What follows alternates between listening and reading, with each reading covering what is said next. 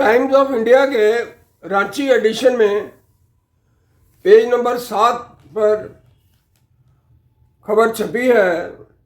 शनिवार 7 फरवरी को खबर छपी है कि top Jaish LET altars deliver anti India speeches कि जैश मोहम्मद के और एलईटी के लश्कर तोयबा के जो टॉप उनके नेता हैं, जो कमांडर्स हैं, उन्होंने एंटी इंडिया स्पीचेस दी है और कहा है कि भारत में जो है जिहाद करना चाहिए और बड़ी बड़ी जो शहर हैं, बड़े बड़े जो शहर हैं उनके ऊपर हमला किया जाना चाहिए। ये जो मानसिकता है, ये मानसिकता जिन्ना की मानसिकता है। और जिन्ना ने एक बार कहा था कि माउंटबेटन को कहा था कि आप मुझे एक कोना दे दीजिए और वहाँ बैठा बैठा मैं जिहाद करता रहूँगा भारत के खिलाफ। और जो उसके बाद जो सरकारें आई पाकिस्तान में, उन्होंने भी यही कहा कि गिव इंडिया 1000 कट्स, कि भारत को 100 मतलब 1000 कट्स दें, उनको 1000 जगह काटो और इस तरह से भारत की बर्बादी हो जाएगी। लेकिन उनको ये पता नहीं था कि पाकिस्तान जो है केवल एक आदमी के इच्छा पूर्ति के लिए बना था। वो कायदे आज़म बनना चाहता था, इसलिए बना था और उसने लाखों लोगों का कत्लेआम करवा दिया।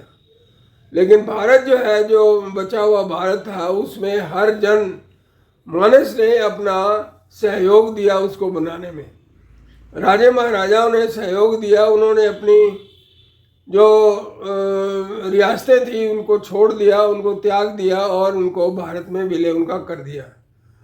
देश की जनता ने भी इस बात को सराहा और उसको मतलब उसका सपोर्ट किया।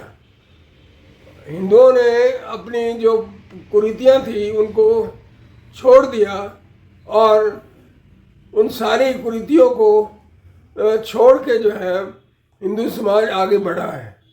इसी से हिंदू एकता जाहिर हो सकती है।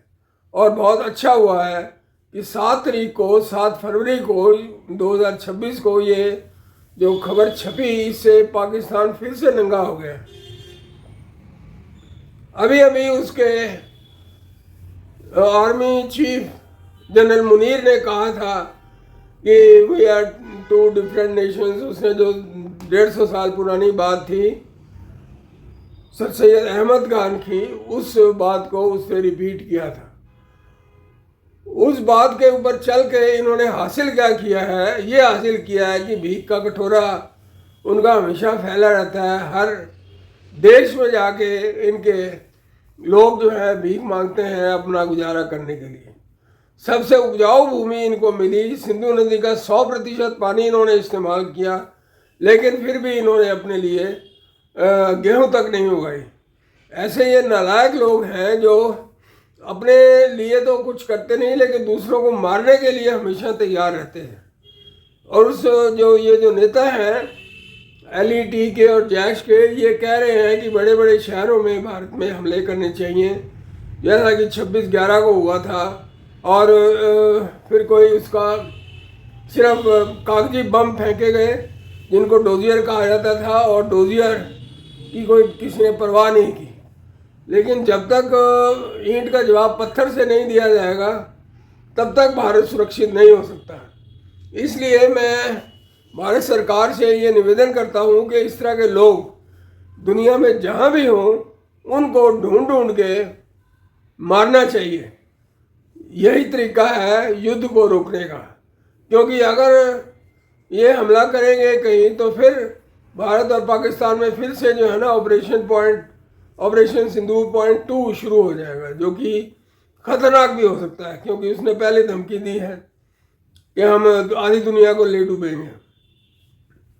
तो इस तरह से इस सिचुएशन में जो हमारे योद्धा हैं, जो छुपे हुए योद्धा हैं पाकिस्तान में, उनको एक्टिवेट करना चाहिए और उनके ज़रिए ऐसे गद्दारों का जो इस देश के प्रति, इस धरती के प्रति मानव जाति के प्रति जो द्वेष रखते हैं, घृणा रखते हैं, उन